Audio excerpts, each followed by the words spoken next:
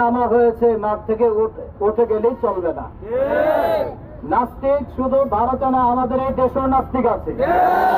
ইতিপূর্বে আমাদের নবীকে বিভিন্ন ভাবে বিশুদ্ধার করা হয়েছে এই দেশে। অনেক নাস্তিকদের জন্য শাপলা চত্বর পর্যন্ত কায়েম হয়েছে।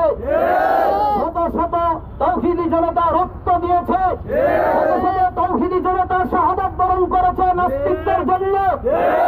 আমরা আজকের এই সমাবেশ থেকে বলতে চাই, আমরা রাজপথ কখনো ছেড়ে যাবে না। প্রয়োজনে নাস্তিকের পিঠে চামড়া উঠে ফেলবো, নাস্তিকের বিরুদ্ধে জিহাদ ঘোষণা করবো।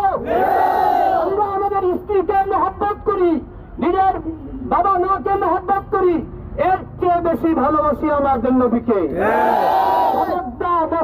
নাস্তিকদেরকে হুঁশিয়ার করে বলতে চাই, আমাদের নবীর বিরুদ্ধে যদি কোনো কটূক্তি করা হয়, তাহলে নিজের জীবন পর্যন্ত আমরা দিতে প্রস্তুত।